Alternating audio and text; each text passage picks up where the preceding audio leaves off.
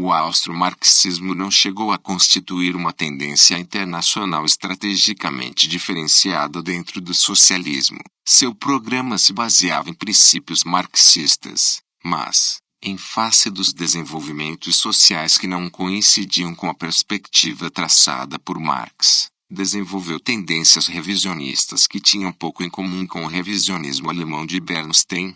Victor Adler, que não era dogmático nem teórico sistemático, considerava que a crítica dos princípios fundamentais do marxismo sobre os que o partido se baseava fosse prejudicial por ameaçar a unidade do partido.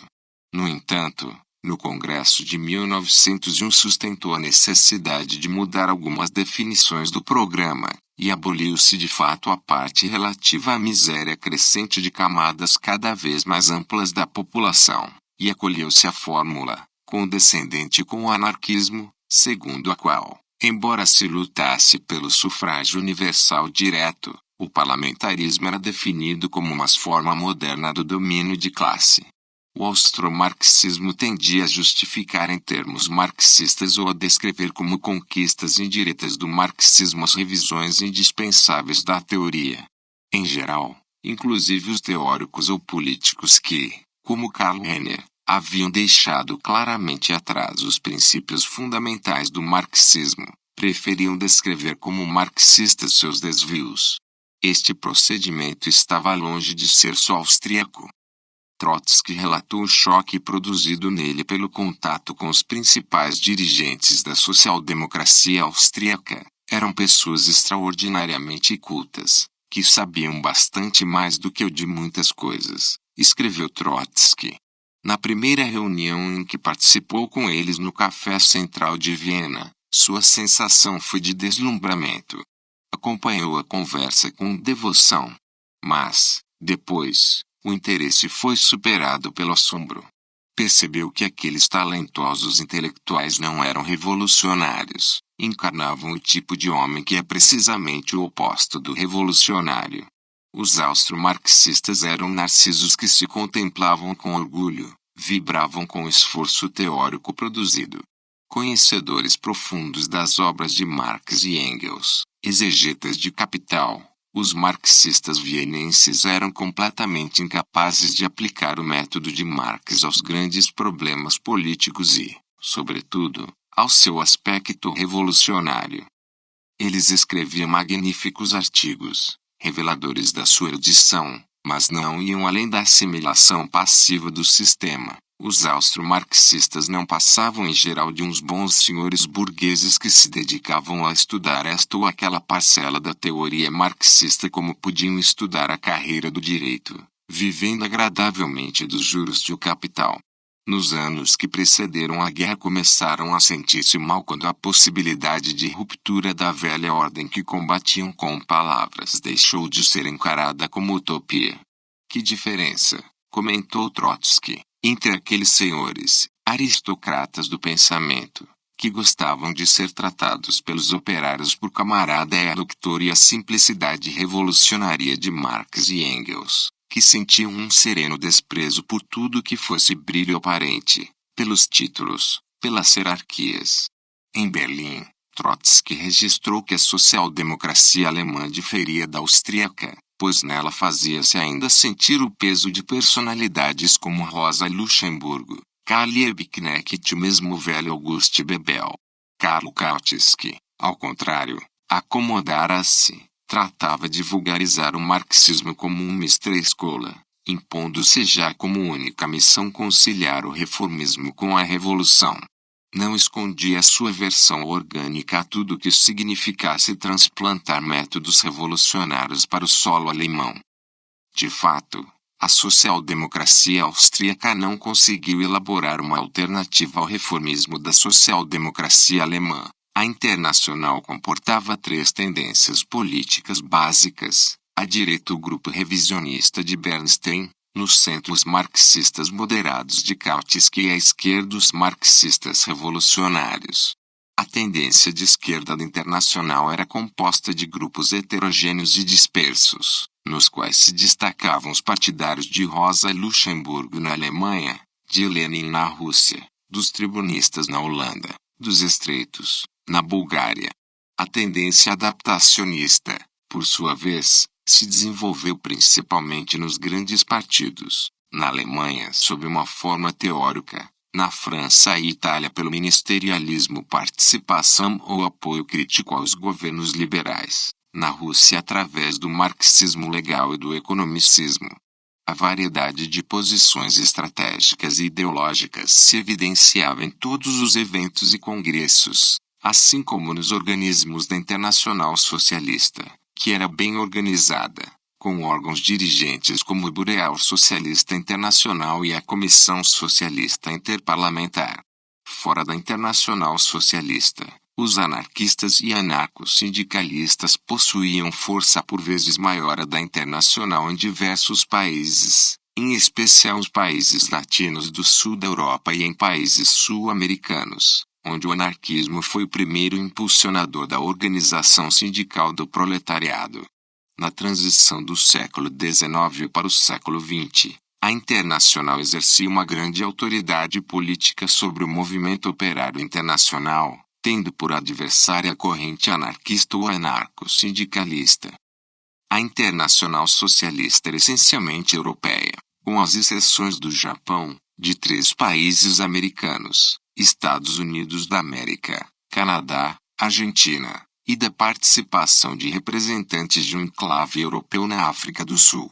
Nos 3 países americanos presentes nos congressos, e também em outros países latino-americanos, Brasil, México, a representação da Internacional se compunha basicamente de trabalhadores europeus e imigrantes, onde ativistas fugidos da repressão antissocialista na Europa. Isto refletia a composição da classe operária nesses países nas primeiras fases da sua industrialização.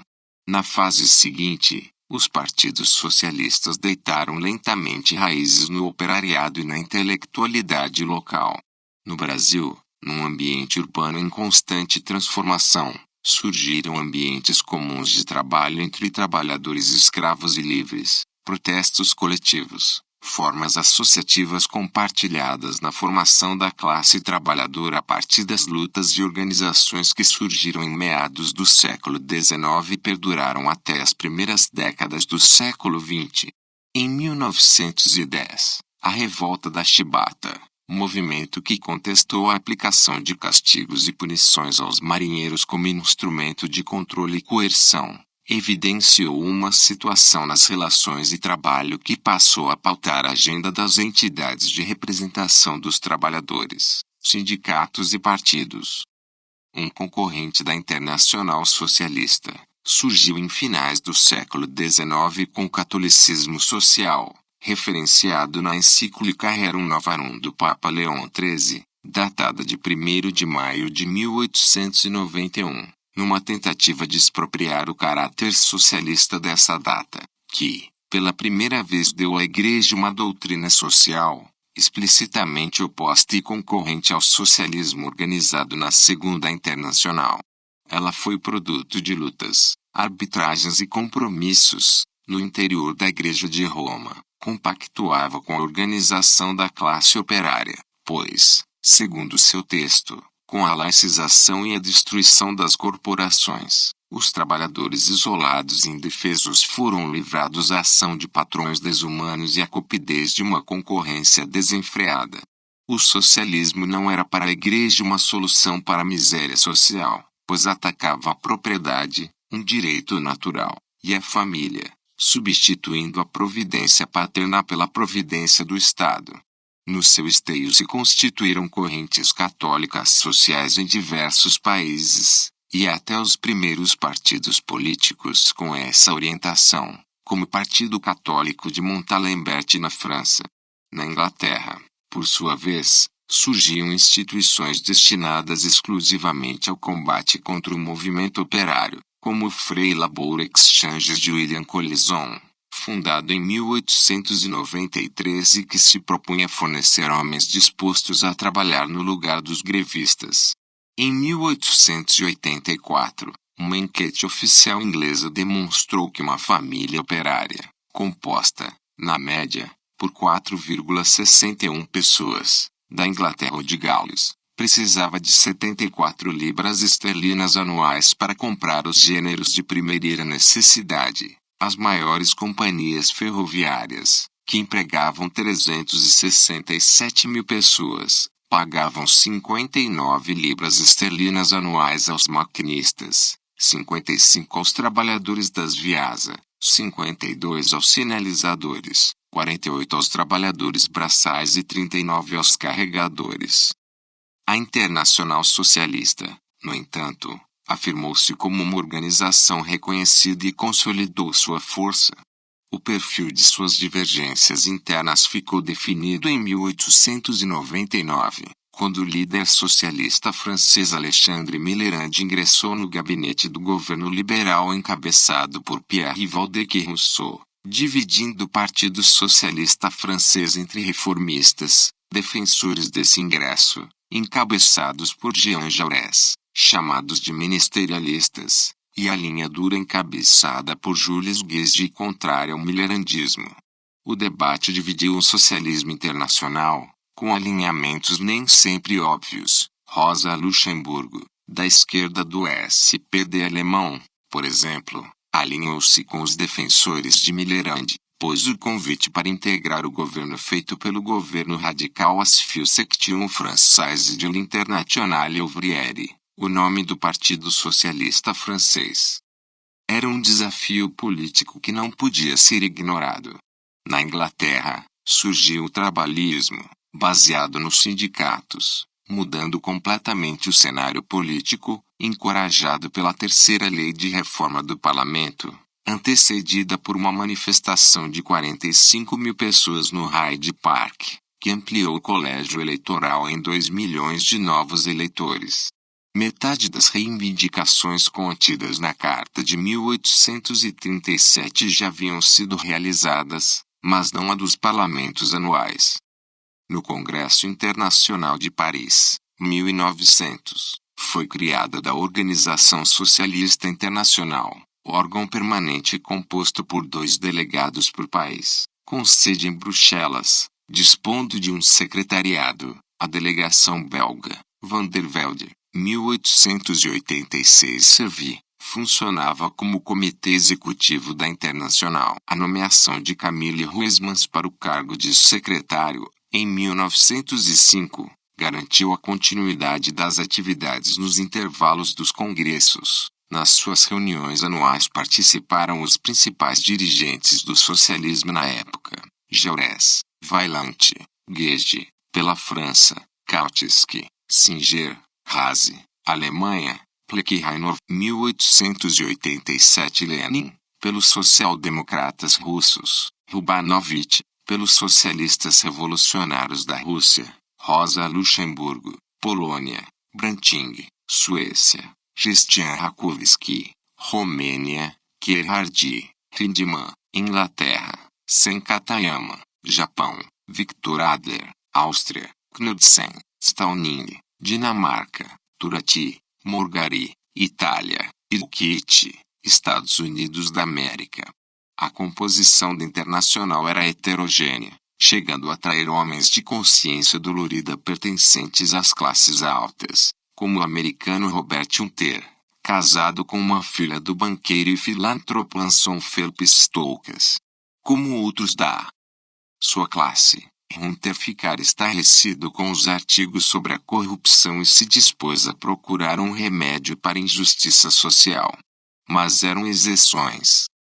Na Alemanha, onde o partido havia combinado seus chefes políticos e seus teóricos, seus principais dirigentes pertenciam às profissões liberais e às universidades, com exceção importante de Auguste Bebel, 1840 a 1913, que era operário, e do bancário filho de um maquinista ferroviário judeu, Eduard Bernstein. Tcheco-germânico Karl Kautsky estudara história, filosofia e economia.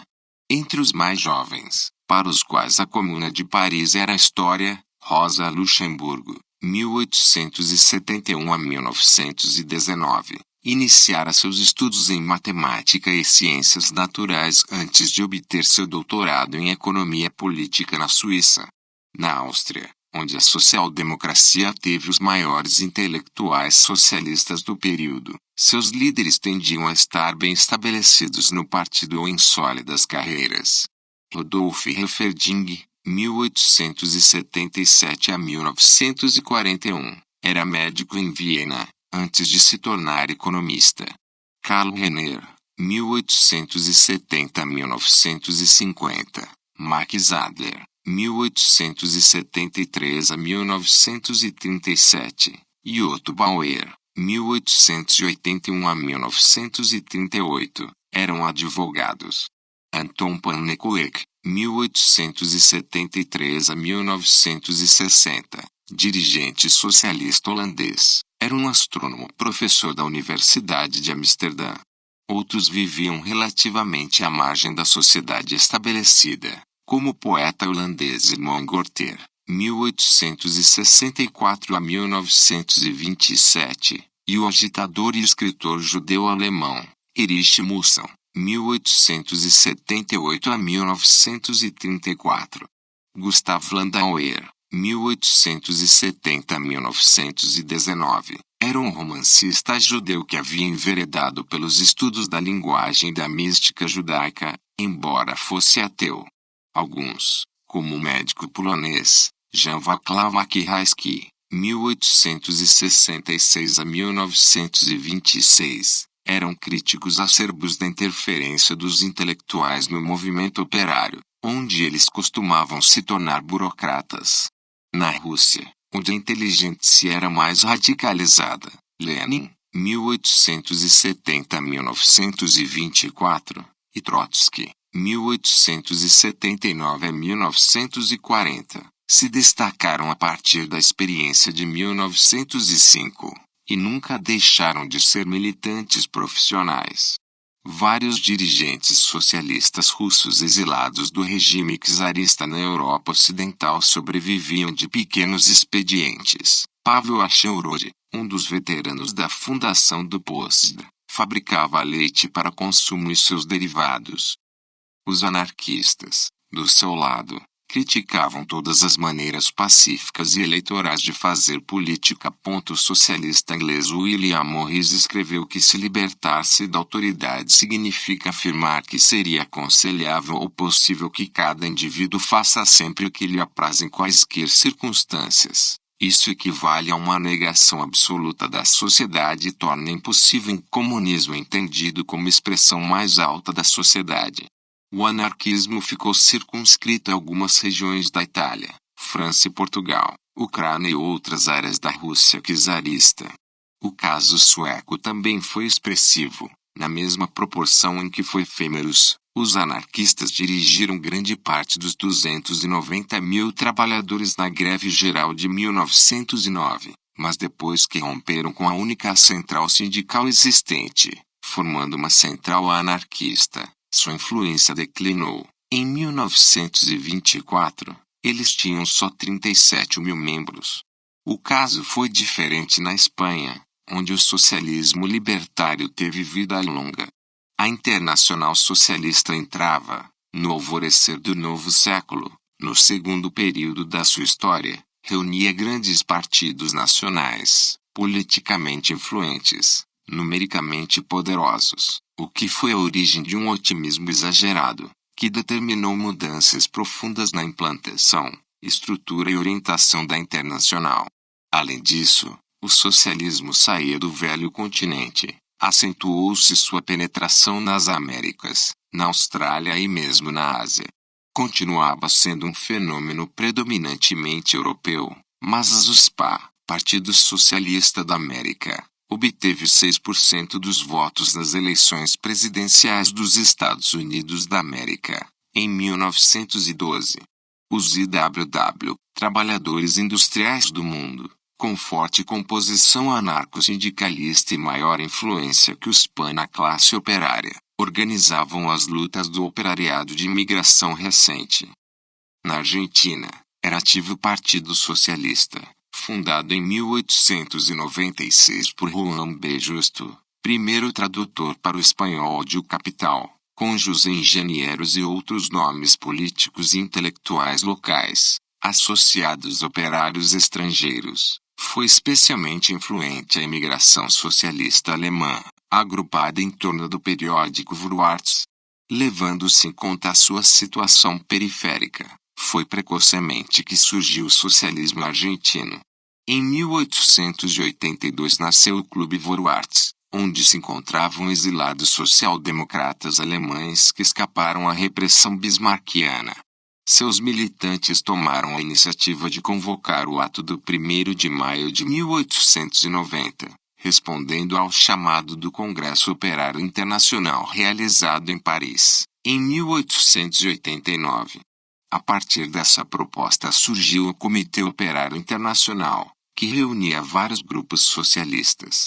Logo depois do ato, o comitê se propôs a tarefa de reagrupar as sociedades de diversos ofícios em uma central operária. Em princípios de janeiro de 1891 foi criada a Federação de Trabalhadores da República Argentina. A maioria dos historiadores atribui o fracasso deste intento federativo à imobilidade que se apoderou do movimento como produto da crise econômica de 1890 e oposição do anarquismo. Dissolveu-se alguns anos depois. Os socialistas, principais protagonistas da maioria dos intentos para criar organismos federativos do movimento operário durante a década de 1890, pretendiam dotar o movimento de definições políticas programáticas, organizações sindicais de direitos políticos, inclusive para os operários estrangeiros. Promoveram a entrega de abaixo-assinados com essa proposta. Os anarquistas rechaçaram estas posturas e boicotaram sistematicamente as iniciativas político-eleitorais dos socialistas. As lutas sindicais operárias teriam sido vítimas, na Argentina como em outros países periféricos, de uma miragem, posto que os proletários e intelectuais europeus que formaram o primeiro contingente do socialismo argentino, com predomínio de alemães e franceses sobre italianos e espanhóis, que eram bem mais anarquistas, acreditaram que Buenos Aires, com os seus atributos de cidade europeia, era o país inteiro, e que a estratégia de luta revolucionária repetiria o aprendido na realidade europeia. A questão era, porém, mais complexa. Em visita a Buenos Aires, em 1911, o deputado socialista francês Jean Jaurès confrontou-se com a realidade portenha, suspeitando que ela não expressava cabalmente a realidade do país. Buenos Aires é como eu a imaginava, ainda que um pouco maior. Na verdade, não tive tempo de formar uma opinião sobre o país e provavelmente não teria esse tempo, pois devo partir logo à Europa. Confesso que quase celebro tal obrigação, pois me parece que deve ser falsa ou mal fundada a ideia que um viajante pode fazer da Argentina a partir de Buenos Aires, sem chegar ao interior. As lutas sindicais na Argentina cresceram durante a primeira década do século XX, até chegarem às grandes demonstrações operárias de 1910, por ocasião das festas do centenário da independência argentina, década que também testemunhou o desenvolvimento das primeiras lutas urbanas propriamente ditas, como a greve dos aluguéis, de 1907. Após 40 anos de sérios problemas habitacionais para os setores populares, superlotação, falta de higiene e aluguéis elevados, os inquilinos decidiram realizar em 1907 uma greve que se traduziu em 1. Não pagar os aluguéis até que os mesmos fossem reduzidos em 30%. 2. Conseguir melhorias sanitárias. 3. Eliminar os 3 meses de depósito. Em 1904, o Partido Socialista Argentino conseguira eleger, como representante de Buenos Aires pelo bairro da Boca, o primeiro deputado socialista das Américas, o advogado trabalhista Alfredo L. Palacios. 1893. Este sucesso eleitoral se deveu mais aos realinhamentos que se produziam entre frações da classe dominante argentina do que a um verdadeiro salto na força partidária. Um setor do governo e da oposição mitrista, do general Mitre, favoreceu a participação do socialismo nas instituições do Estado, através do parlamento.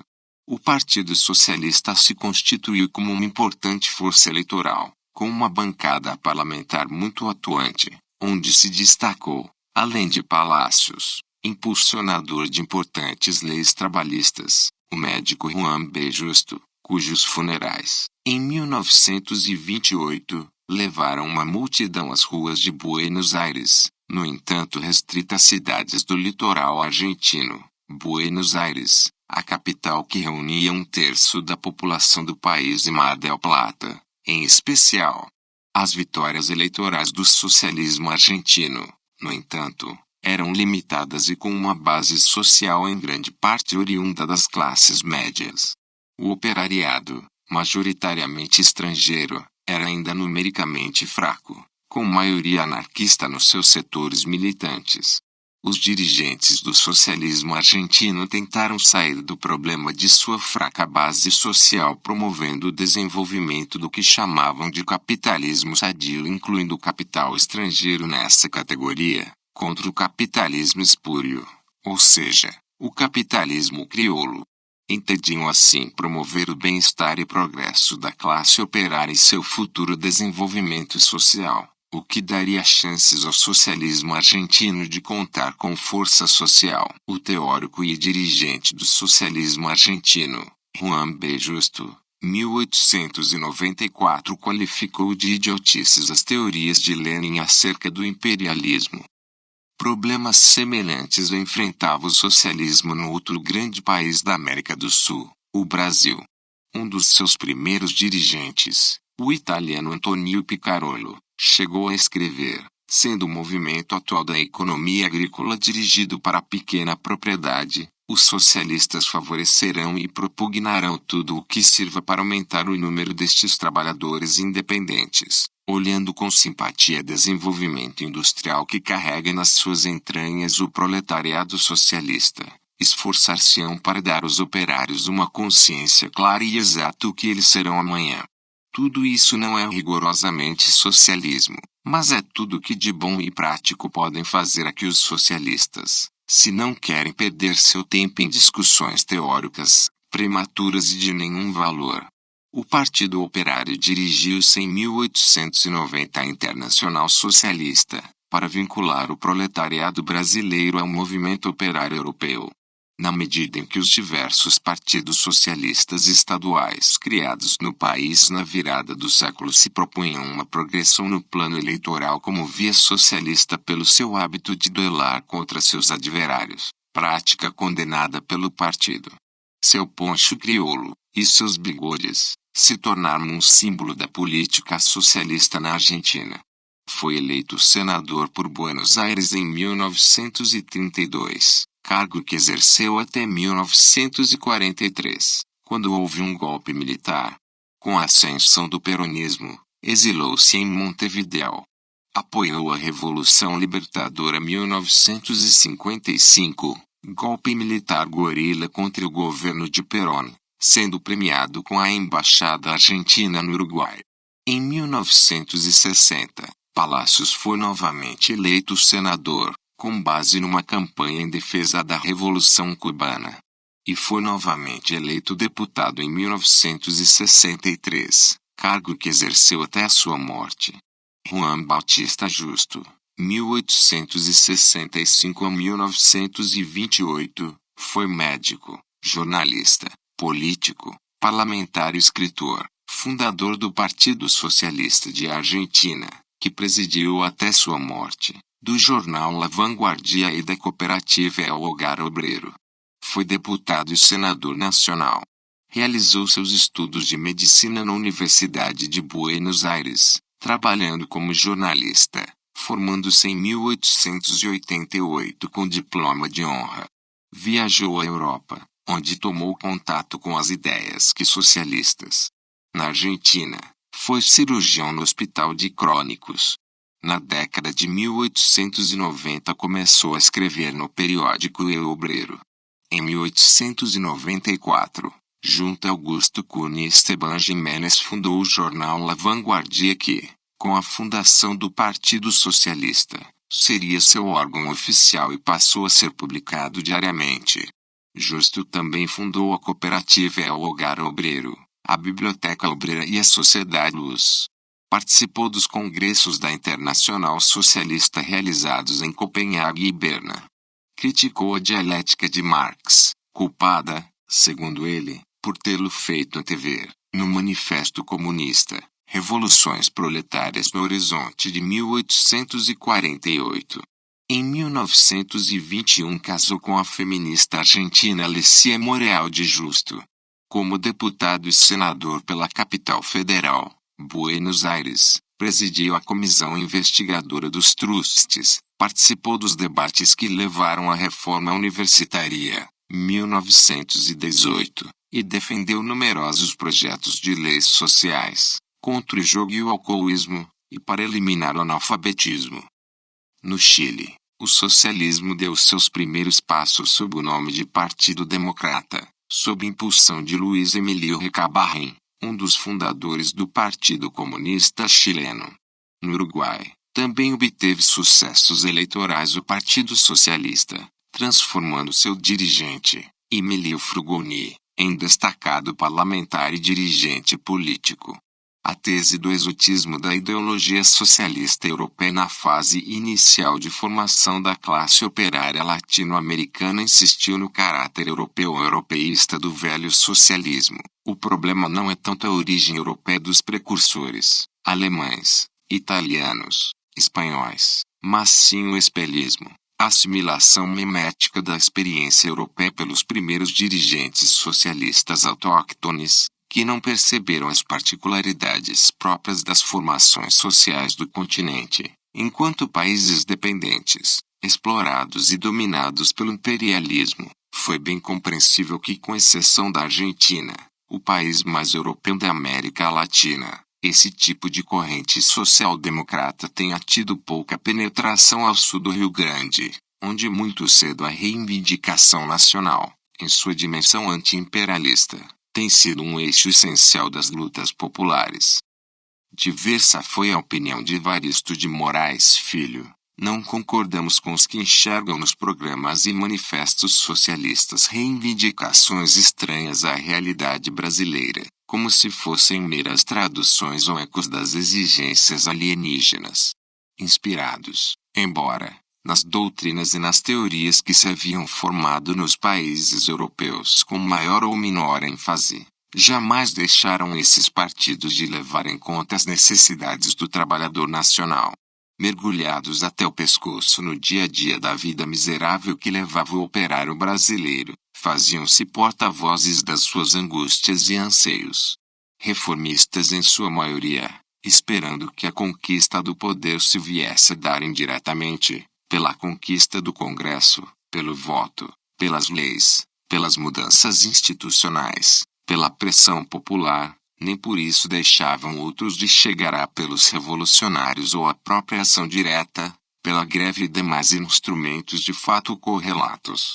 Victor Alba, tentando estabelecer uma teoria sobre o conjunto da história do movimento operário latino-americano, distinguiu 4 etapas na formação das ideologias operárias na América Latina. A. A importação, socialistas utópicos. B. A imigração, exilados das revoluções europeias. C. A naturalização, las distintas organizações obreras, aunque emplean la retórica importada por los exilados europeus aprendida en las obras de algunos liberales, adaptan esas ideias, em seus programas y em sua acción, para utilizá-las em la realidade latino-americana. D. A formação da doutrina própria surge la necessidade de uma interpretação própria de la realidade latino-americana.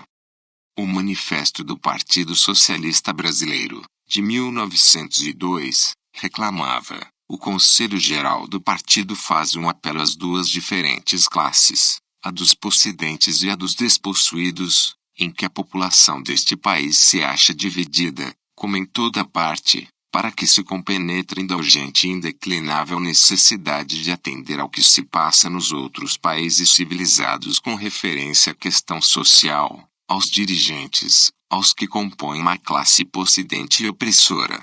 Neste país, cumpre não cerrar os olhos à miséria, que transparece por toda parte, nem obturar os ouvidos ao clamor, que a toda parte se levanta. A diferenciação de classe ainda era escassa. O socialismo brasileiro não podia elevar-se por cima dessa realidade. A base imigratória do operariado estendeu-se, o que se refletiu na imprensa operária em língua estrangeira. As organizações operárias baseadas em minorias nacionais cumpriam a função de unir e defender uma comunidade que sofria uma dupla exploração, a normal do trabalho assalariado, e a exclusão dos direitos políticos e sociais devido à sua condição de estrangeiros. Uma legislação especificamente discriminatória contra os estrangeiros foi usada no início do século contra os socialistas e os anarquistas, principalmente na Argentina e no Brasil. Na Argentina, as sociedades operárias organizaram sua propaganda e agitação em castelhano e também no idioma das principais nacionalidades presentes no país. Os anarquistas foram os que mais folhas em idiomas diversos publicaram. Seu principal diário tinha colunas em italiano e em Yiddish. Os socialistas argentinos mantiveram, até 1914, grupos e jornais de propaganda idiomática para as comunidades italianas, alemã e judia russa. No mundo árabe islâmico e no Extremo Oriente, o início da industrialização foi mais tardio, exceção feita do Japão. Esses países foram submetidos a uma ofensiva colonizadora na segunda metade do século XIX, que determinou sua história ulterior, dando um peso decisivo à questão da libertação nacional. Isso se refletiu tanto na organização operária quanto na penetração da internacional. As guerras do ópio na China, a dominação colonial na Birmânia, as expedições coloniais contra o Sudão ou a Cirenaica reavivaram a consciência nacional e também as esperanças populares de justiça, devido aos abalos impostos às sociedades orientais tanto quanto à sobrevivência de regimes autocratas. Os intelectuais coloniais queriam romper com uma sociedade fundada na rotina, e procuravam no Ocidente a solução para os problemas de seus países. Modernistas e ocidentalistas foram numerosos no Oriente, a partir do final do século XIX. Auxiliares subalternos da administração nos países coloniais, escritores, docentes e estudantes das universidades modernas, médicos, engenheiros, jornalistas. Essa nova inteligência fornecia às ideias socialistas vindas do Ocidente uma zona de influência favorável.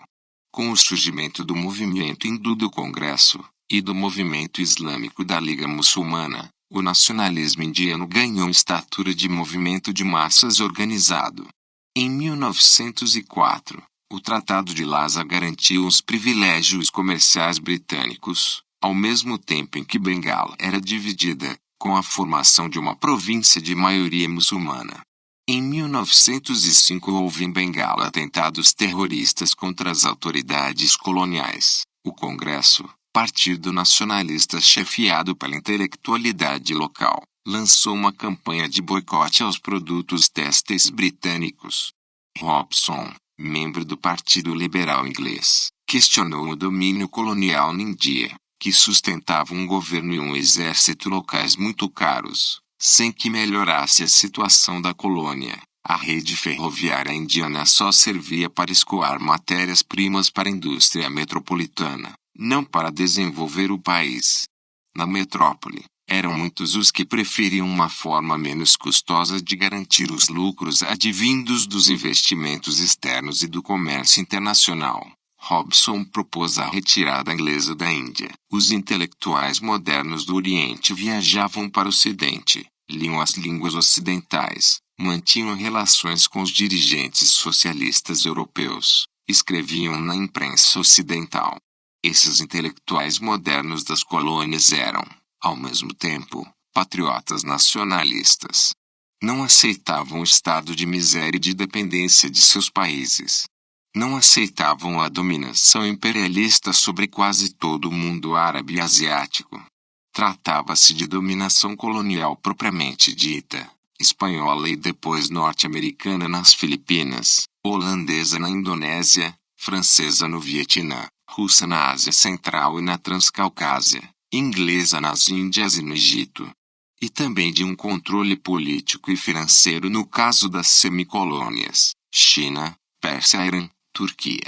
Em todos esses países, o socialismo cresceu paralelo às aspirações dos democratas revolucionários, organizados na Jovem China, o Jovem Irã, os Jovens Turcos, os congressistas da Índia. A penetração imperialista tinha provocado um movimento de industrialização extremamente restrito. A classe operária só começava a aparecer. Mesmo nos lugares em que ela já era importante, nas fábricas de Bombay ou de Xangai, nas primeiras redes ferroviárias da Índia ou da China, nas docas dos grandes portos coloniais da Ásia, ela só começava a libertar-se do agrarismo. Não tinha qualquer experiência de organização e só conduzia lutas econômicas. Os socialistas árabes e asiáticos tendiam a considerar o operariado apenas como força auxiliar das forças nacionalistas e republicanas. Entre 1898 e 1900 houve duas importantes crises na China. A primeira durante o período dos 100 dias de reforma, liderada por Qiang Yewei, o Confúcio moderno, cujo programa, adotado pelo imperador Guangxu, procurava abrir caminho à modernização da China. Promulgou cerca de 70 decretos que compreenderam reforma do ensino, com a criação de uma universidade em Pequim e de escolas superiores para a difusão da ciência e da técnica europeia, a criação de um exército nacional, a reforma da agricultura e o amparo ao comércio e à indústria, a criação de um departamento oficial de traduções, para a divulgação de obras estrangeiras. A reação dos conservadores, apoiados pela regente Tsui, culminou com a prisão do imperador, a fuga de Qiang Yewei, 1898, e a revogação dos decretos reformistas. Fracassada a tentativa moderada, os nacionalistas passaram para ação violenta com a Guerra dos Boxers, membros de uma sociedade secreta que praticava o boxe sagrado, que iniciaram uma revolta nacional contra os estrangeiros, ou melhor, contra seus privilégios. Os nacionalistas deram início a uma série de atentados, que acabaram gerando uma guerra. Os revoltosos mataram missionários cristãos, comerciantes e autoridades ocidentais e atacaram as sedes das companhias estrangeiras do que operavam na China. Um exército composto por tropas europeias, norte-americanas e japonesas sufocou a rebelião. Os chineses foram condenados a pagar uma indenização e a permitir a presença de tropas estrangeiras no país. As reformas que Tsui, reconciliado com Qiang Yewei, promoveu depois de 1901, não satisfizeram os reclamos da burguesia, desejosa de atuar politicamente e de libertar a China da tutela econômica estrangeira. A regência reacionária do príncipe Shun agravou a crise, e em 1911, quando o governo anunciou o propósito de desnacionalizar as ferrovias criadas com capitais chineses, a burguesia local viu na medida o prenúncio de novas concessões aos estrangeiros. O médico Sun Yat-sen, que criara em 1905 em Hong Kong, o Kuomintang, Partido Nacionalista de Orientação Republicana, foi um dos mais importantes líderes desse movimento, que teve apoio massivo de antigos participantes da Reforma dos 100 Dias, políticos liberais, estudantes e militares. Inspirado pelos três princípios do povo: nacionalismo, democracia e sustento do povo, o movimento de Sun Yat-sen buscava uma ampla mobilização popular através de um discurso de teor patriótico. Suas exigências eram a queda da dinastia Qing e a expulsão imediata de todos os estrangeiros que se apossavam das riquezas do país. A situação do Oriente começou a mudar com a Revolução Russa de 1905, acentuando-se com a queda da monarquia chinesa em 1911, quando um movimento de massas derrubou a dinastia proclamando a República da China, na Revolução de Xinhai. Se Sun Yat-sen, o líder democrático chinês, gravitava em torno das ideias do reformador norte-americano Henry George, que preconizava a igualação dos direitos sobre a terra, seus discípulos, Wu Hanmin, Liao Zongkai, tenderam para o Manifesto Comunista e a Segunda Internacional. No operariado asiático também começou a se fazer presente o anarquismo.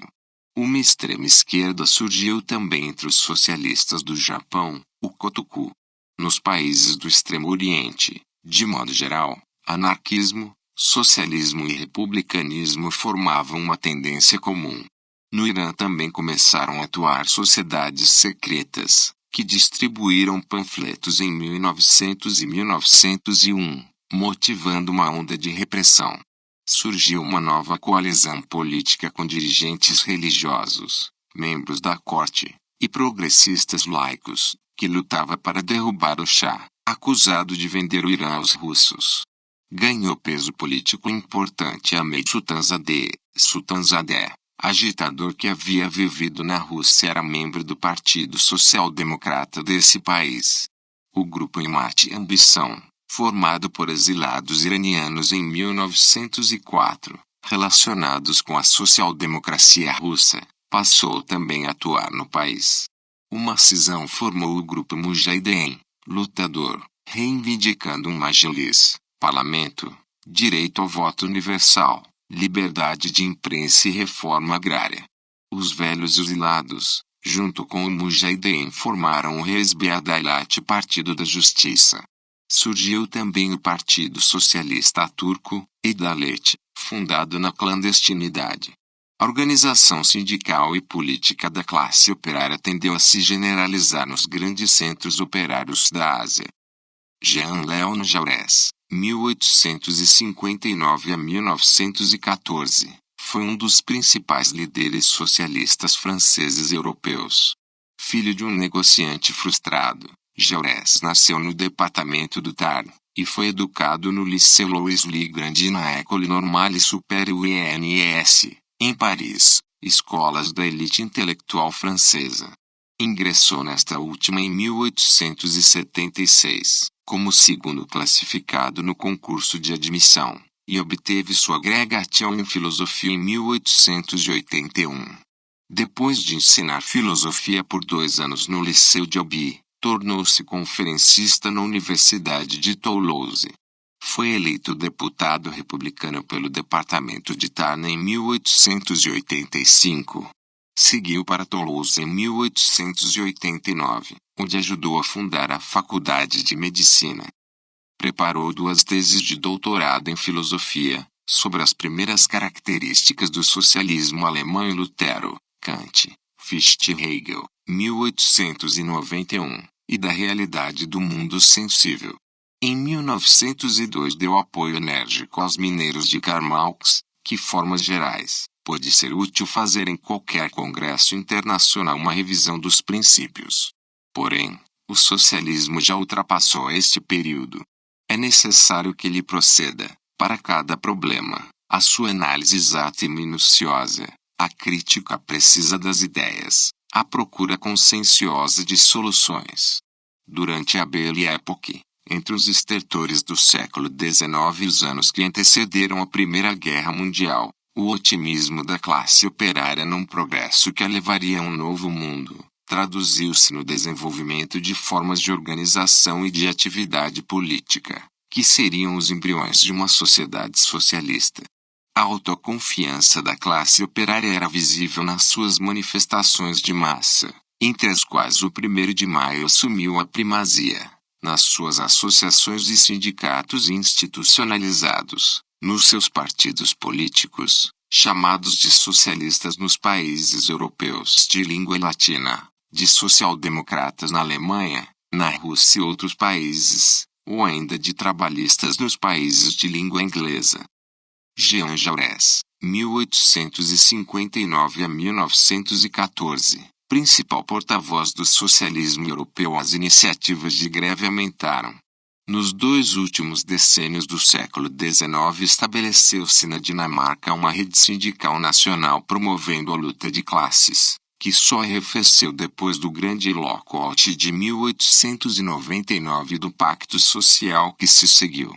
Nos anos 1889 a 1890 houve, na Inglaterra, 2.400 greves. Em 1911 a 1913, Houve 3.165 movimentos paredistas, mas o número de homens dia perdidos multiplicou-se por 6 vezes. O objetivo primordial dos trabalhadores, a redução da jornada de trabalho para 8 horas, foi atingido em vários países. Entre 1890 e 1913, as horas trabalhadas por pessoa ano na Alemanha, França, Inglaterra e Holanda diminuíram de um número que variava entre 2.770 e 2.807 para algo entre 2.584 e 2.624. A Inglaterra era o país que tinha as maiores jornadas de trabalho naqueles países. Isso refletia o crescimento econômico e industrial e o incremento da força numérica dos sindicatos operários. Por volta de 1910 a 1911, a participação do setor industrial na composição da força de trabalho chegava à metade dos trabalhadores belgas ou mais da metade na Grã-Bretanha e na Suíça. Era de 41% na Noruega, 39% na França, 36% na Itália e 30% na Suécia. Entre 1905 e 1913, as inscrições nos sindicatos social-democratas, nos países ligados à Internacional Sindical de Amsterdão, passaram de 3 para quase 6 milhões. Apenas na Alemanha, os chamados sindicatos livres haviam crescido de 50 mil a 200 mil inscritos durante as leis antissocialistas, 1878 a 1890, de Bismarck. E depois de sua abolição multiplicaram em mais de 3 vezes o número de seus filiados no último decênio do século XIX, atingindo 680 mil, um número semelhante àquele obtido pelos sindicatos ingleses. O crescimento dos sindicatos foi espetacular em quase todos os países. Nos países mais industrializados, Inglaterra, Alemanha, França, Estados Unidos da América, o número de sindicalizados passou de 2,2 milhões em 1893, para 5,6 milhões em 1905, 9,6 milhões em 1913 e 22 milhões em 1920. Os efetivos sindicais decuplicaram em menos de 3 décadas, um ritmo de crescimento bem superior ao da própria classe operária. Na Inglaterra, entre 1893 e 1920, o número de sindicalizados passou de 1,6 milhões para 8,3 milhões. Na França, mais lenta, de 0,2 milhões para 1,8 milhões. Nos Estados Unidos da América, em que a industrialização bateu todos os recordes de velocidade, de 0,2 milhões para 4,1 milhões. Mas o crescimento mais rápido foi na Alemanha, onde os sindicalizados eram 0,2 milhões em 1893, para situar-se na casa dos 7,8 milhões em 1920, um crescimento de 4.000%. Nos manuais acadêmicos de economia, o sindicalismo operário começou a aparecer como uma força econômica, ao lado dos conceitos tradicionais, técnica e ciência, crescimento demográfico, movimentos migratórios, mão de obra, estruturas políticas, crédito, relações entre indústria e agricultura, distribuição do produto e da renda, etc. A luta de classes, reputada como conceito ideológico, ingressava como força econômica a ser considerada. As cooperativas, por sua vez, experimentaram um grande incremento na Inglaterra. O número de seus membros subiu de 500 mil, em 1880, para 3 milhões, em 1914. Os acontecimentos que levaram à queda da dinastia Qing, a chamada Revolução de Xinhai, se desenvolveram entre 10 de outubro de 1911, data em que se produziu a insurreição conhecida como Revolta de Wuchang. Rapidamente, conseguindo o apoio político de outras províncias, eclodiram revoltas em outros pontos do país. Em 12 de fevereiro de 1912, quando o último imperador, Pu Yi, abdicou definitivamente, a dinastia, sem meios de resistir ao movimento, entregou o poder. O edifício imperial estava em ruínas, mas a dominação estrangeira continuava. Era preciso varrer os detritos. Essa era a tarefa que cabia ao Partido Nacionalista encabeçado por Sun Yat-sen, 1904 nomeado presidente da República Chinesa após a queda da monarquia. A queda da monarquia na China abriu um processo de revolução no país de maior população do planeta. A Liga Jurada, encabeçada por Sun, transformou-se num partido político, o Kuomintang, KMT. Em fevereiro de 1912, Sun renunciou à presidência da República em favor de Yuan Shikai, marechal do Império, desde que este se pronunciasse em favor do princípio republicano. O KMT acreditava que a aliança com o exército imperial podia garantir a unidade nacional e estabilidade política. Yuan aceitou, mas em agosto de 1914 dissolveu o parlamento recém-eleito e implantou uma ditadura tentando, em vão, transformar-se em um novo imperador. Em 1915, o Japão lembrou à China sua verdadeira situação, apresentando as 21 exigências, apoiadas numa chantagem militar, que transformaram o país numa espécie de semicolônia japonesa. Yuan morreu no ano seguinte, e um golpe militar em Cantão chamou novamente Sun Yat-sen para exercer a presidência. Mas a situação do governo central estava muito deteriorada. O governo de Sun não controlava mais do que uma porção reduzida do território. O controle das outras regiões deslocou-se para as tradicionais elites rurais, que se agrupavam em torno de chefes militares. Várias províncias reivindicavam autonomia, e determinados territórios foram retalhados em feudos independentes. Os chefes militares locais, os senhores da guerra, lutavam constantemente entre si e impunham todo tipo de arbitrariedades ao povo, como impostos e paralisação de colheitas e trabalhos públicos. O desmembramento da China favorecia a manutenção do poder das potências estrangeiras. O país mergulhou no caos. O fracasso da Primeira República Chinesa deveu-se à tentativa de unificar e democratizar o país sem afetar os interesses sociais das.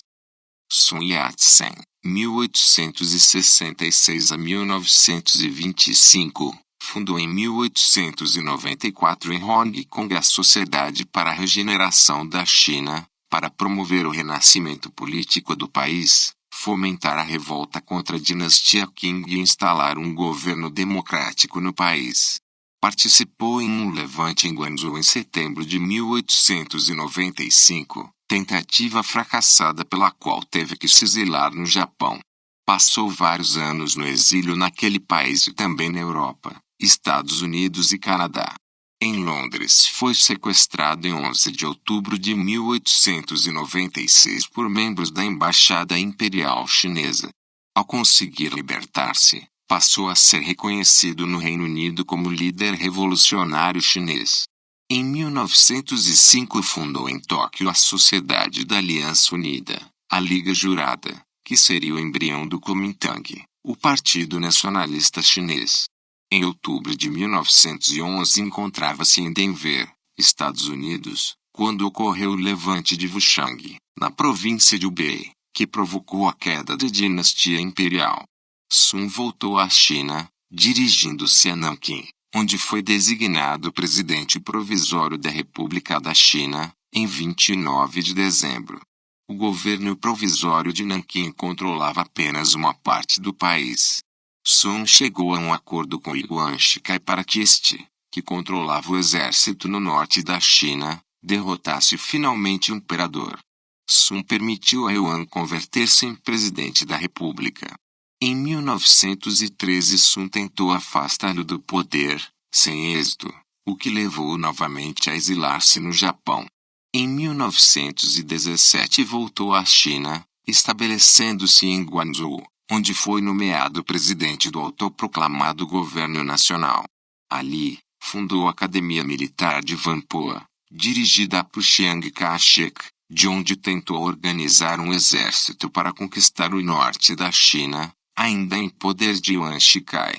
Organizou o Kuomintang como um partido leninista, mesmo não sendo comunista, o que lhe valeu o apoio do Comintern, que alentou a primeira Frente Unida dos Nacionalistas do Kuomintang com o recém-criado Partido Comunista Chinês. Em 12 de março de 1925, Sun Yat-sen, aos 60 anos de idade e enfermo de câncer, morreu em viagem a Beijing, Pequim, para onde se dirigia a fim de entabular negociações com os dirigentes do norte da China em uma tentativa de reunificação nacional. Sun é referido até hoje no país como pai da nação. As mudanças políticas não resolveram o problema da unidade nacional. A partir de então, a questão da unidade chinesa esteve indissoluvelmente ligada aos problemas sociais.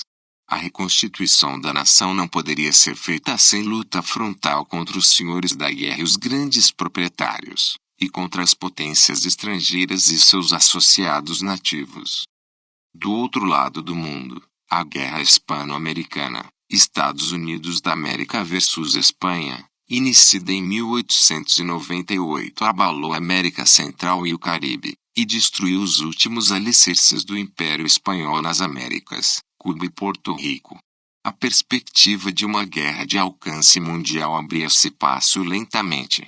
A Revolução Democrática que eclodiu na Rússia czarista em fevereiro de 1905 teve como força dirigente o proletariado, e reacendeu o debate sobre o problema do reformismo e da revolução no movimento socialista internacional. Na Rússia, as consequências da derrota do país na Guerra Russo-Japonesa foram imensas. A Revolução de 1905 surgiu dela. Ao mesmo tempo, a vitória japonesa fortaleceu as aspirações democráticas e, sobretudo, anti-imperialistas, na Ásia, incluído o Oriente Médio. Para além das suas consequências políticas imediatas, ela marcou uma virada cultural no maior continente do planeta. A Revolução Constitucional Iraniana, por exemplo, começou em dezembro de 1905, diretamente influenciada pela guerra e a revolução na Rússia. Os opositores ao regime imperial persa sabiam que, em outras circunstâncias, Rússia interviria contra qualquer tentativa de derrubar ou ameaçar o governo, mas agora ele estava ocupada com a guerra, e depois com a revolução. Os processos revolucionários na América Latina se iniciaram através da substituição da burguesia no comando das massas revoltadas contra a dominação externa, imperialista. A Revolução da América Latina teve seu primeiro grande episódio na Revolução Mexicana de 1910 a 1919. Liderados por Emiliano Zapata, os camponeses do estado de Morelos levantaram-se contra os latifundiários da região e toda a exploração que estes representavam. Logo o exército do país foi chamado para conter a revolta, que não demorou a espalhar-se para todo o território mexicano. Em combates sangrentos, com numerosas mortes em ambos os lados, o exército de camponeses comandado por Emiliano Zapata e por seu aliado Pancho Villa foi conquistando os principais estados e cidades do país, minando o poder da grande propriedade agrícola mexicana e a força do ditador Porfirio Díaz, a tirania latifundiária. No final de 1910, Díaz foi derrubado para permitir a ascensão de Francisco Madero ao governo.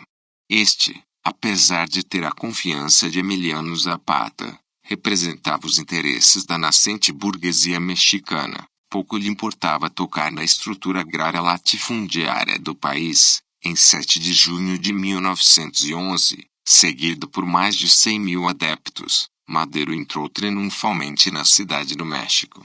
17 dias mais tarde tentou uma primeira interpretação da Revolução Vitoriosa num manifesto público.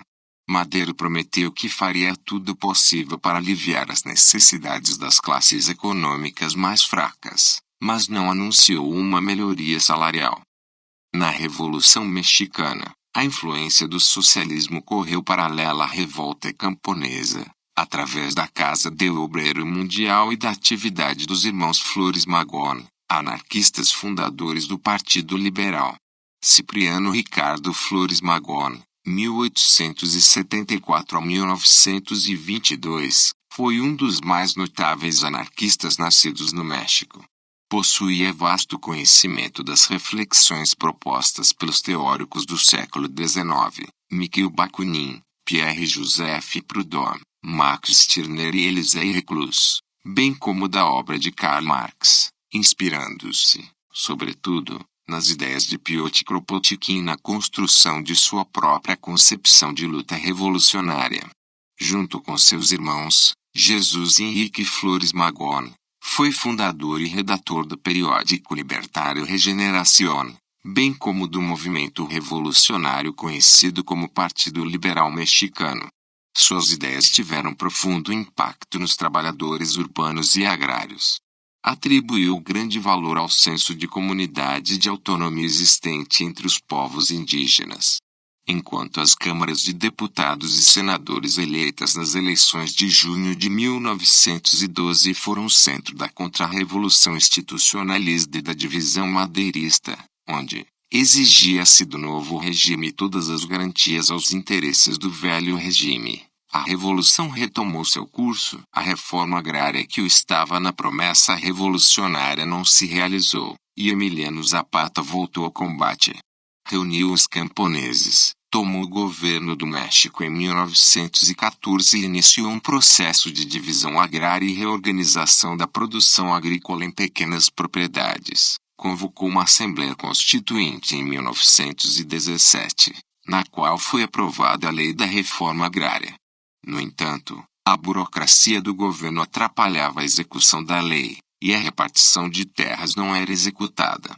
A ascensão de governos burgueses, que buscavam a industrialização do Estado, a morte de Zapata numa emboscada em 1919, e a de Pancho Villa 4 anos depois, congelaram o processo revolucionário e a revolta camponesa.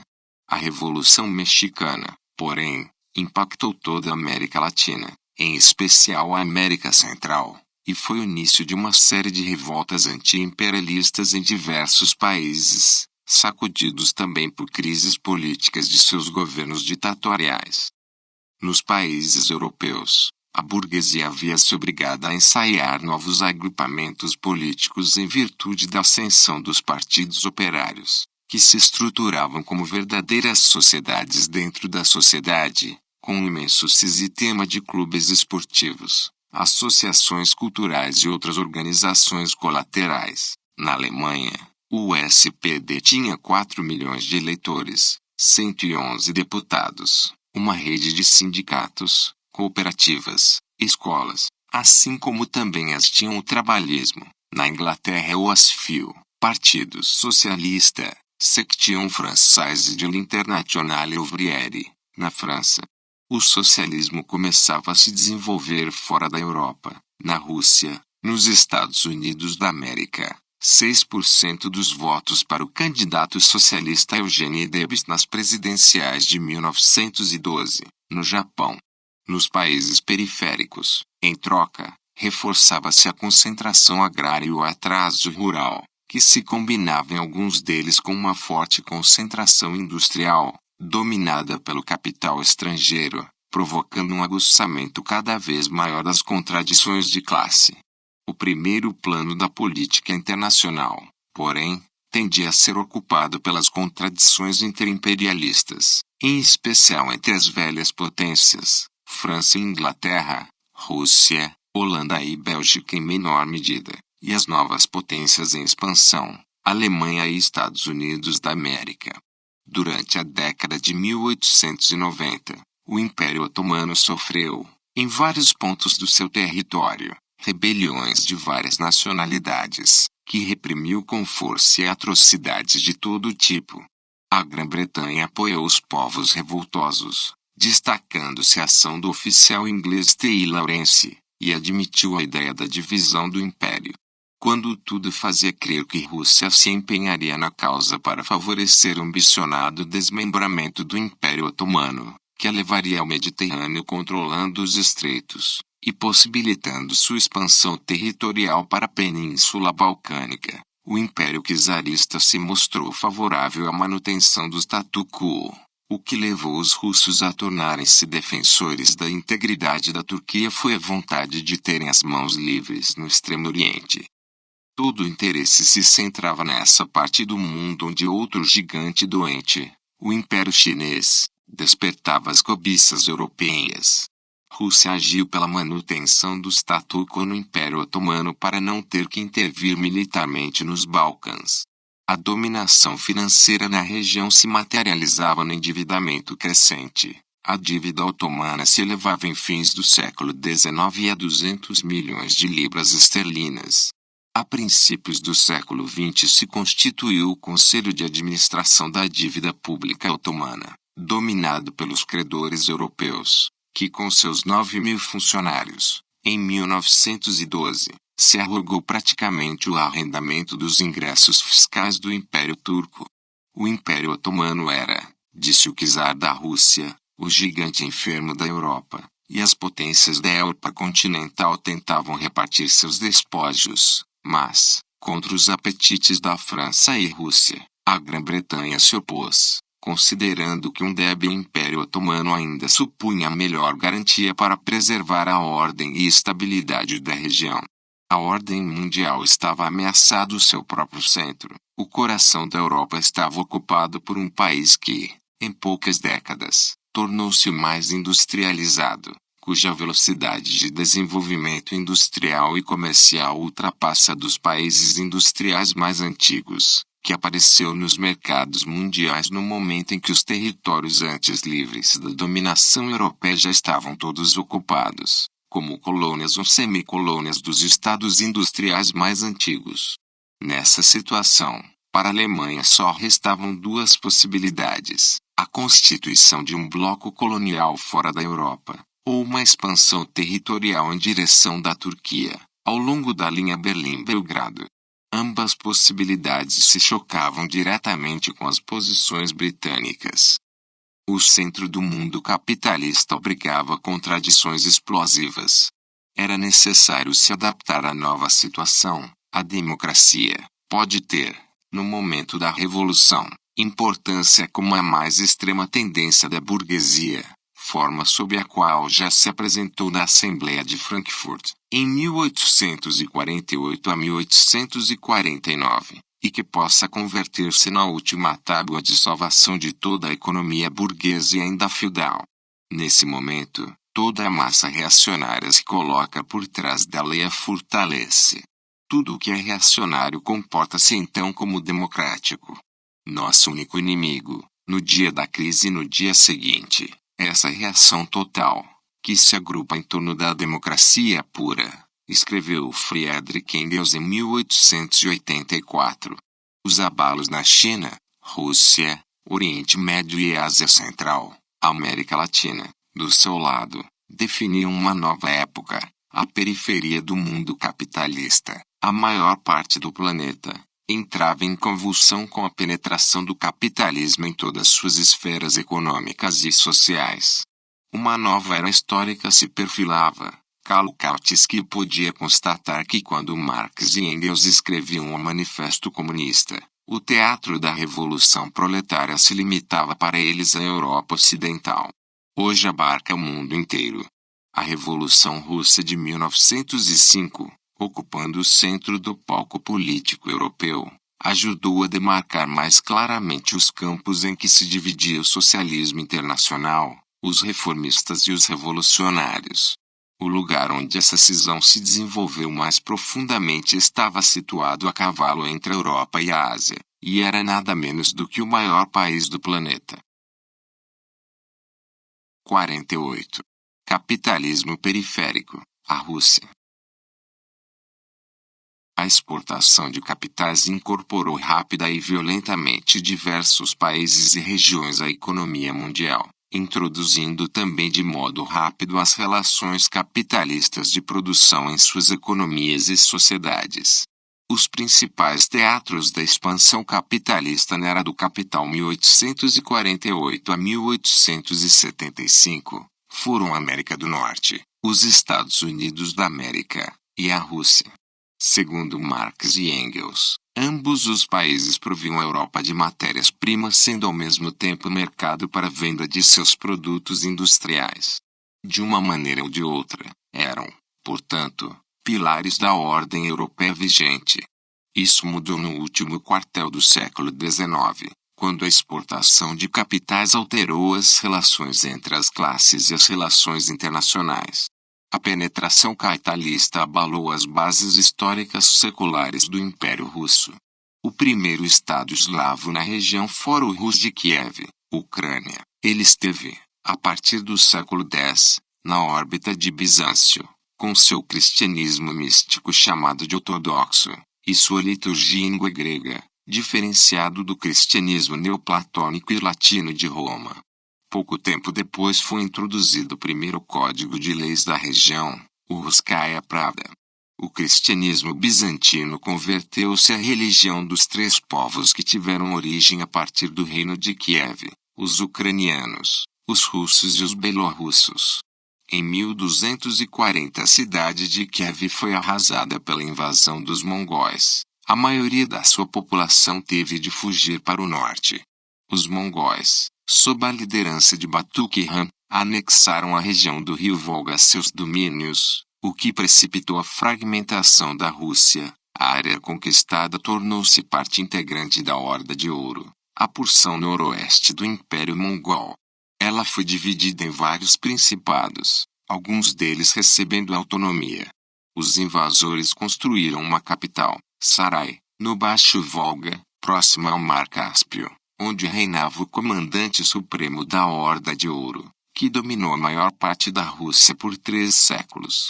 Animistas, religiosamente tolerantes, os mongóis faziam, no entanto, incursões punitivas contra os principados cristãos. O Principado de Kiev nunca se recuperou de sua derrota. Duelo do campeão russo Alexander Peresveti contra o campeão da Horda de Ouro, Temíamos a Rússia moderna, que se transformaria no maior estado de todos os tempos em área contínua, foi fundada depois da derrota dos ocupantes mongóis, chamados pelos russos de tártaros. O primeiro grande confronto entre eles teve lugar em Kulikovo, em 8 de setembro de 1380, em um campo próximo do rio Don, e terminou com a vitória russa.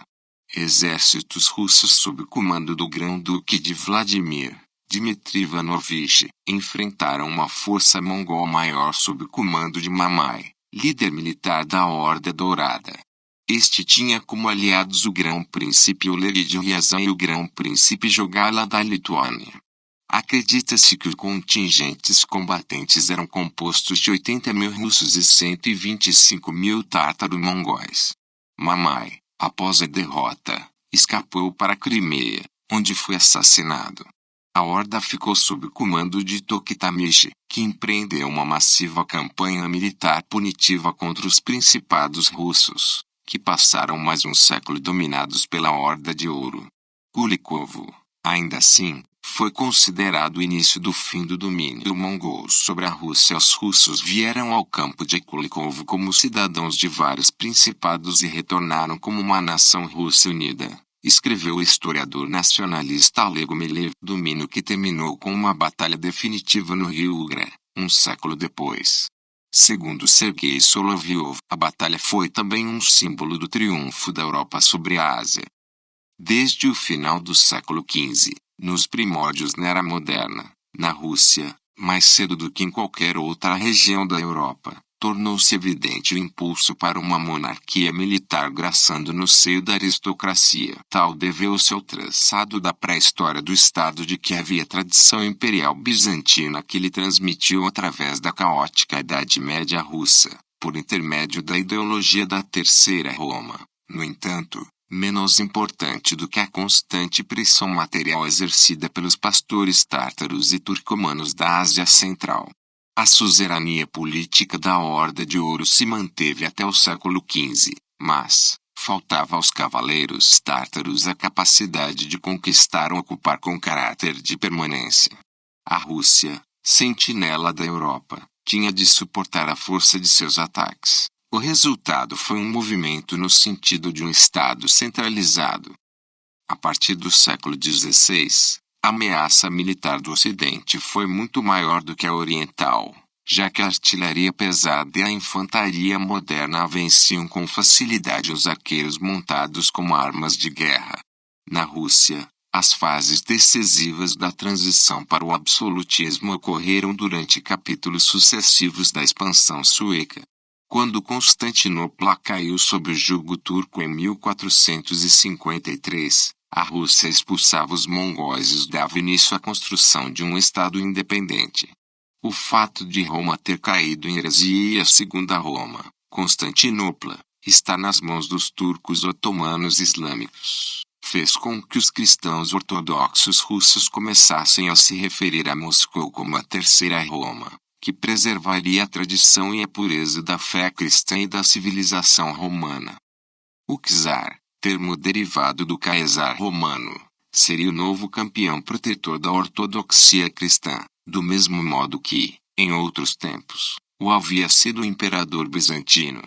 A Igreja Ortodoxa Russa já desenvolvia seu próprio estilo, tanto na liturgia como na iconografia. Em meados do século XVII, um cisma teve lugar na Igreja Ortodoxa Russa, quando o patriarca Nicone reformou os numerosos usos litúrgicos locais a fim de adaptá-los aos costumes gregos. Os cristãos ortodoxos russos que se negaram a submeter-se à reforma, e insistiram em permanecer com suas antigas tradições litúrgicas, passaram a ser conhecidos como os velhos crentes, ainda existentes. Rússia era, nas palavras de Fernand Braudel, a outra Europa, seu território uma enorme zona fronteira entre a Europa, que ela protegia, e a Ásia, da qual amortecia, às suas custas, os golpes sempre violentos. Suas cidades, no entanto, eram abertas, como as da antiguidade, como Atenas. Não unidades fechadas sobre si mesmas e sobre os privilégios de seus cidadãos, como no Ocidente medieval. O feudalismo russo teve características peculiares que o diferenciaram do existente na Europa Ocidental e se prolongou muito mais no tempo, chegando em certos aspectos até o século XX. Os poderes locais da imensa Rússia estiveram sempre submetidos a uma autoridade central. O Estado absolutista russo esteve, desde sua origem, sob a pressão das potências ocidentais, o que alimentou sua centralização. Sua raiz foi o Principado de Moscou, que liderou seu processo de formação e desenvolvimento até atingir o Oceano Pacífico, no século XIX. Enquanto o comércio entre as nações era ainda pouco considerável, foram as relações militares com o exterior as que exerceram a influência principal sobre a Rússia. Foi menos o impulso interno da sociedade russa, e mais a pressão militar das potências europeias, a que deu forma e natureza ao seu Estado. A necessidade de se manter contra inimigos melhor armados, a Lituânia, a Polônia e a Suécia, forçou o Estado russo a criar um forte exército e uma indústria militar.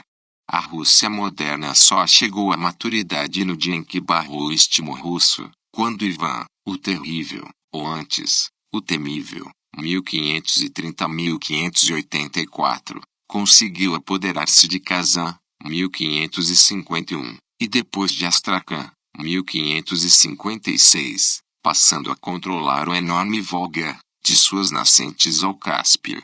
Esse duplo sucesso foi obtido pelo emprego de canhões e arcabouços. Todo o sul do espaço russo se achava ocupado pelos mongóis, ou tártaros. A Terceira Roma, a Moscóvia, voltou-se cada vez mais para a Europa, com um sistema de opressão interno a serviço de sua centralização despótica. Segundo Fernand Braudel, foi um ideólogo de Ivan o Terrível, Ivan Peresvetov, quem elaborou a teoria política do terror de Estado, que se voltaria, como iluminismo europeu, contra seus formuladores, em profundidade, mas também se desenrolando na superfície. A revolução caminhou através de toda a história da modernidade russa, do século XVI até a explosão de outubro de 1917. Foi em resposta a uma carta de Verazazulich que Marx escreveu, em carta de 16 de fevereiro de 1881, incluída na primeira edição russa do Manifesto Comunista. Na Rússia, graças a uma excepcional combinação de circunstâncias, a comuna rural, estabelecida em escala nacional, pode ir se desprendendo de suas características primitivas e se desenvolvendo como elemento da produção coletiva em escala nacional.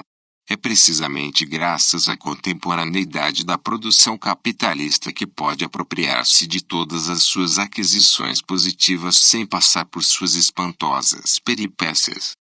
Essa questão esteve, como veremos, no centro do debate dos revolucionários russos. Num primeiro rascunho dessa carta, Marx esclarecia, no entanto, que há um traço da comuna agrícola na Rússia que a debilita e é hostil a ela em todos os sentidos. É seu isolamento e a falta de conexão entre as vidas das diferentes comunas. A comuna como um microcosmo isolado não é uma característica imanente ou universal desse tipo social. Onde isso aparece, conduz à formação de um despotismo mais ou menos central sobre as comunas. A Federação das Repúblicas do Norte da Rússia comprova que tal isolamento, que parece ter sido originalmente imposto pela enorme dimensão do país, foi amplamente mudado pelas mudanças políticas do destino da Rússia após a invasão mongol. Hoje, esse é um obstáculo que pode ser retirado com a maior facilidade. Marx antecipava a ideia do despotismo oriental como característica central do Estado czarista, que seria retomada pelo liberal Milyukov e pelos marxistas Plekhanov e Parvus, e o isolamento, a falta de conexão da vida e da revolta camponesa, que seria uma ideia central na formulação da revolução permanente de Trotsky. As revoltas sociais percorreram quase toda a história russa desde seus primórdios. A partir da segunda metade do século XVI e, sobretudo, na primeira metade do século seguinte, houve nas regiões ocidentais da antiga Rússia revoltas camponesas sistemáticas contra os proprietários e funcionários administrativos polacos, que dominavam Moscou. Um papel importante na luta contra os nobres na Ucrânia foi desempenhado pelos cossacos oriundos da região em volta do Dnieper. A comunidade camponesa era constituída por ucranianos e bielorrussos que fugiam à opressão dos senhores boiardos, dos Dvoriane e seus funcionários. Por volta de 1640 a 1650 arrebentou por toda a Ucrânia e Bielorrússia uma revolta popular em larga escala. Os camponeses, chefiado por Bogdan Khmelnytsky, tiveram o apoio dos cossacos e dos habitantes pobres das cidades. A guerra começou na primavera de 1648. Os camponeses começaram a ajustar contas com os nobres polacos e com os proprietários ucranianos locais. Em breve a revolta se espalhou por toda a Ucrânia e Bielorrússia. Depois de algum tempo, o Estado russo apoiou a luta camponesa contra os suzeranos polacos. Destacamentos de cossacos do Don e habitantes das cidades tomaram parte nela.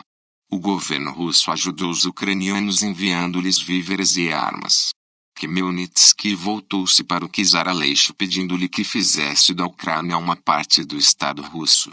A Rada de Pereyaslav de 1654 decretou que a Ucrânia e a Rússia se unissem em um só Estado, fato de grande importância na história ulterior. Em finais do século XVII, outra grande revolta camponesa começou na região do Don, com camponeses fugitivos da servidão e da pobreza. Os cossacos pobres que encabeçaram foram chefiados por Stepan Razin, um soldado que atravessara grandes extensões da Rússia e testemunhara os sofrimentos dos servos, seu ódio amargo e suas queixas contra os proprietários e os voievodes, inspetores, czaristas. A revolta começou com uma expedição ao longo do rio Volga em 1667. Razin e os seus homens armaram emboscadas a comboios, apoderando-se dos seus carregamentos, livraram-se dos funcionários czaristas e convenceram a maioria dos membros das tripulações dos navios a juntar-se a eles. Razin e seus homens dirigiram-se depois ao Mar Cáspio, onde capturaram comboios de navios persas. Em 1669, eles voltaram ao Don, Em 1670 a sua revolta adquiriu um caráter mais político. Os homens de Razin já não procuravam apenas saquear, mas também questionar a dominação política da autocracia. Tornaram-se uma séria ameaça para os proprietários de terras e os voivodes. As forças de Razin tomaram a cidade de Tsaritsyn e depois Astrakhan. Em todas as cidades que se renderam, os governadores foram mortos ou expulsos e os seus arquivos, onde eram conservados os documentos que continham os direitos dos proprietários sobre os camponeses, foram queimados. Camponeses das aldeias vizinhas juntaram-se em massa ao exército de Razin e se levantaram contra os senhores. Os camponeses devastaram as propriedades dos boiardos e dos Dvoriano e mataram seus senhores. Os homens de Razin fizeram proclamações exortando o povo a pegarem armas. Entre os camponeses revoltados havia uma mulher chamada Aliona, que chefiou um bando de 7.000 camponeses e era muito destemida na batalha. Os camponeses tinham a ilusão de que um czar hostil que defendia os proprietários poderia ser substituído por um bom czar que compreendesse suas necessidades. O governo czarista enviou um enorme exército contra Razin, chefiado por comandantes experimentados. Apesar da forte resistência, a revolta camponesa foi esmagada. 11.000 homens foram enforcados em 3 meses. Razin foi trazido para Moscou e submetido à tortura. Em junho de 1671 foi esquartejado na Praça Vermelha.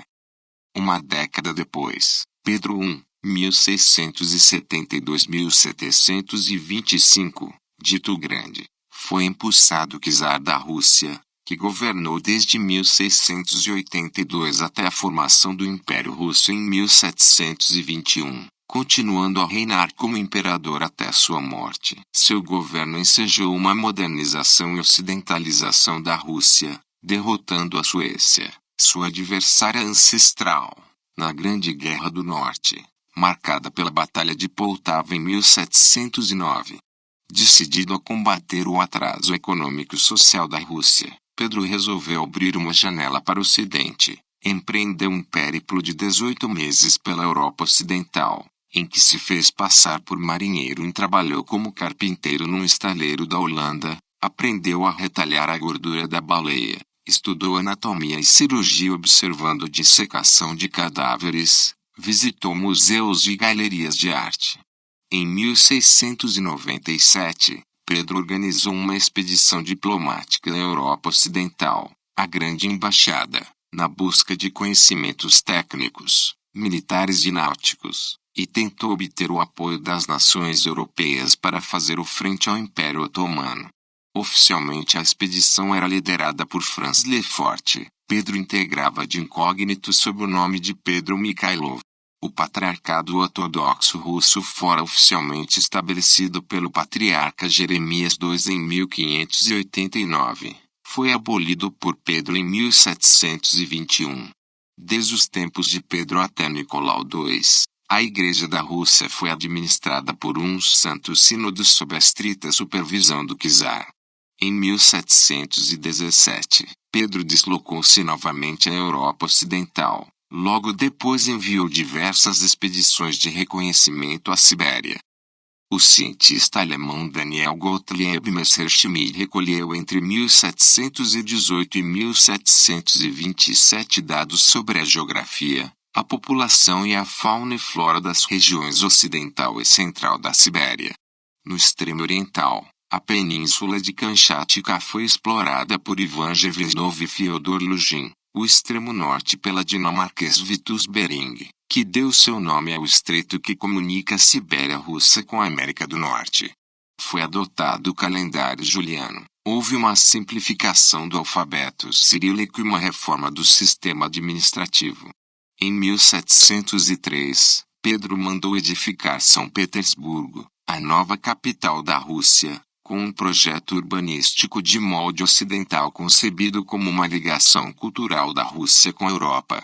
O mais notável do reinado de Pedro foi sua tentativa de criar uma nobreza baseada no mérito, baseada numa classificação rigorosa de cada categoria ou classe na Rússia. Nobreza, servos e população livre urbana, definindo direitos e responsabilidades de cada grupo e, ao mesmo tempo, reforçando a opressão sobre os camponeses.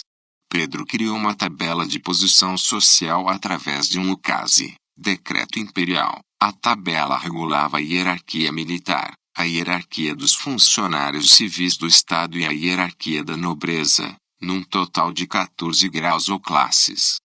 Pedro o Grande, o mais alto grau era o dos príncipes, o dos marechais e o do chanceler do império, beneficiando as autoridades militares, declarando-as acima dos funcionários civis e até judiciais, o que proporcionou aos oficiais do exército facilidades para ter acesso à alta nobreza.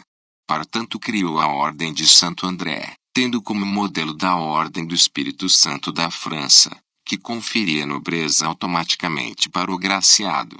Isso estendeu a condição de nobre para aqueles que a conquistassem por mérito pessoal. Até então ela só era reconhecida aos descendentes dos Ruríquidas, antigos príncipes do velho Estado russo, aos boiardos e aos nobres com ascendência nos tempos do Ruskievana.